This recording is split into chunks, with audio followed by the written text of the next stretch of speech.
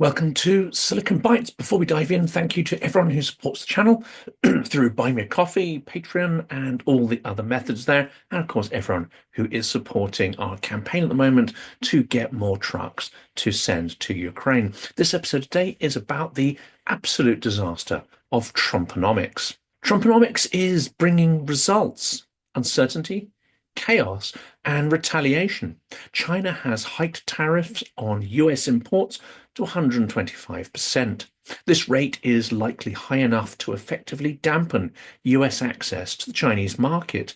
The implications are not clear yet, and it's unlikely that anyone in the Trump administration has modeled out the scenarios that follow from these tariffs in any detail at all. This announcement comes after the White House clarified it was imposing tariffs totaling 145% on China. This combines the previously announced 125% rate with a 20% import tax levied for fentanyl smuggling.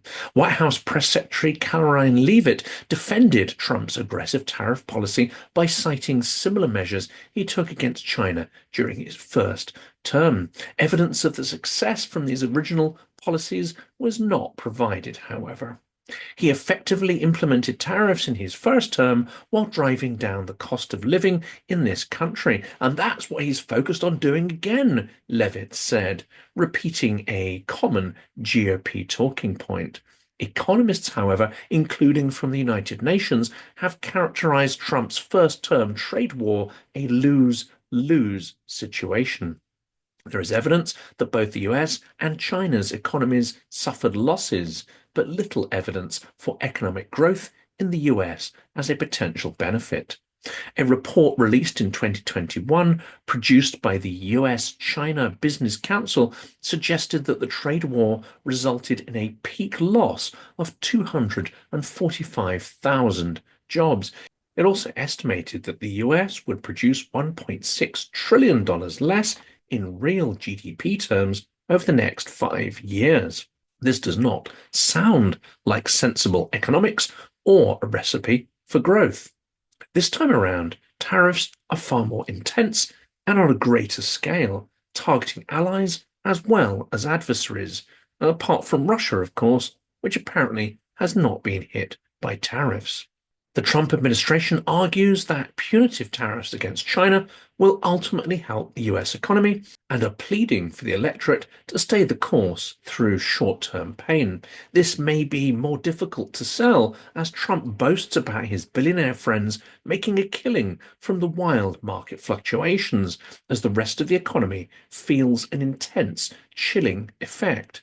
We cannot be dependent on countries like China, Leavitt said, if we want this country to be strong and wealthy. So the president wants to restore wealth to America by shoring up these jobs here at home, which will result in good paying jobs and higher wages for the American public. And so Americans should trust in that process. But industries cannot be resurrected in real time. And the differences between wage costs and raw materials in the US and China suggest that many products will cost significantly more if sourced within the US rather than through imports.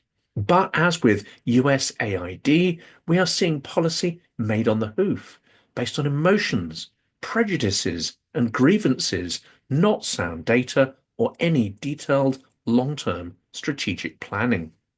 One of the ironies of the tariff situation is that Tesla suspended taking new orders for Model S and Model X vehicles on its Chinese website hours after Trump imposed tariffs on imports.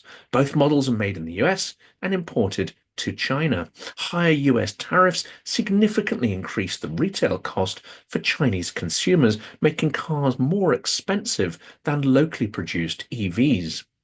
Looking at other industries, California's $59 billion agriculture industry is bracing for disruption as Trump's tariffs continue to spike tensions and trigger economic turmoil with China, which is one of the state's biggest buyers. California is the country's breadbasket, supplying roughly 1/3 of US vegetables and 75% of its fruits and nuts. but it also exports much of its produce, close to $24 billion worth in 2022. This means farmers in the state could lose out significantly as China imposes retaliatory tariffs on US goods. Inevitably, of course, China hit back at Trump's policies, raising tariffs on US goods to 125% from 84% in an escalation of the trade war. White House Press Secretary Karoline Leavitt told reporters more than 75 countries have reached out to the US for trade deals, but negative signals are already becoming apparent. BlackRock CEO Larry Fink warned the US is very close, if not in a recession right now. The New York Federal Reserve head said tariffs will speed up inflation. And John Williams explained, it's hard to know with any precision how the economy will evolve, but given the combination of the slowdown in labour force growth due to reduced immigration and the combined effects of uncertainty and tariffs, he said, I now expect real GDP growth will slow considerably from last year's pace, likely to be somewhere below 1%. But the bond market turmoil and sell-off, especially of American bonds globally, seems to have spooked Trump. It was in a meeting with Scott Bessent that Trump blinked and announced a 90-day pause before some of the tariffs would kick in. Some deals are apparently close to finalization, and Leavitt said that if no trade deal is agreed by the end of Trump's 90-day pause on tariffs, we'll make that decision that we're taking on a different subject, i.e., what she seems to mean by this is that harsh tariffs would kick in for countries that fail to cut a deal in that 90-day period. But in this highly pressurized negotiating environment, it is, of course, possible that some countries will cut deals that are not entirely weighted in their interests, especially given this backdrop of what seems to be economic blackmail. When asked why Donald Trump has not yet spoken to Chinese President Xi Jinping, Leavitt said if Beijing continues to retaliate, it's not good news. Trump wants to do what's right for the American people and wants to see fair trade practices around the globe. Confirming the tariff rate on China remains at 145%, she said the president made it very clear when the United States is punched, he will punch back harder. And he hopes to make a deal that benefits American workers and companies that have been ripped off for far too long. But this sounds very much like the politics of grievance, not sound economics. In the meantime, a survey of American consumers found that attitudes towards the economy dropped sharply this month. The University of Michigan's surveys of consumers said its consumer sentiment index dropped to 50.8 this month from a final reading of 57 in March. The decline in confidence was pervasive and unanimous across age, income, education, geographic region, and political affiliation. The report adds that survey respondents reported multiple warning signs that raised the risk of recession. Expectations for business conditions, personal finances, income, inflation, and labor markets all continue to deteriorate. China has the measure of Trump, it seems, however. The Foreign Ministry of China called the US a bully and said they should stop destructive behavior. They said that if the US truly wants to have talks, it should stop its capricious and destructive behaviors. This, of course, is an apt description of Trump's behavior: bullying, erratic, capricious, and lacking any clear strategic purpose. A Wall Street analyst warned consumers will feel the economic tariff Armageddon unleashed by Trump soon.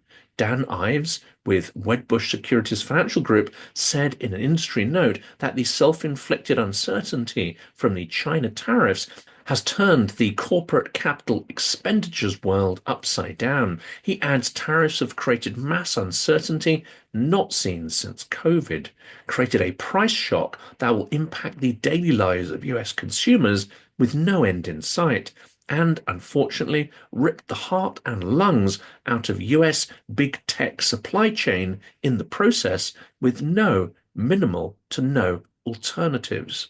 He warns China holds a lot of cards in this game of poker, but added that negotiations will be key. However, markets across the world have been yo-yoing by the day as economists and traders alike struggle to predict what the US president will do next. Well, let's pop back to Larry Fink, who says he believes a lot of people are buying in advance of elevated price increases, lines around Apple stores, buying iPhones, all that kind of stuff. Expect to see more of that. Criticizing Trump's tariffs, he added the United States post World War II was a global stabilizer. We're now a global destabilizer. This is not a pandemic. This is not a financial crisis. This is something we've created, or more particularly, it's something that Trump and the idiots he's surrounded himself with have created.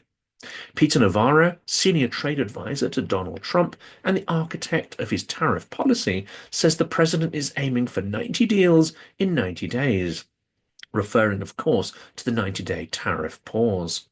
Musk, however, slammed Navarro, calling him a moron who is dumber than a sack of bricks.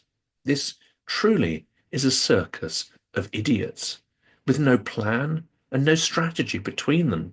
Their idiocy, combined with the sycophancy of their inner circle and a compliant media, truly make this feel like the end of days for the US-led global order, and indeed of the US itself as a rational economic power.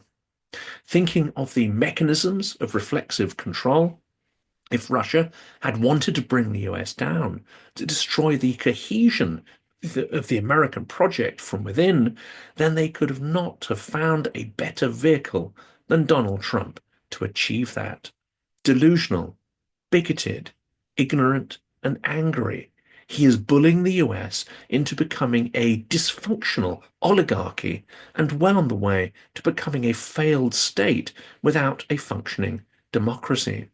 His sense of personal grievance is projected onto the nation, and the slights and grudges he holds are elevated to state foreign policy.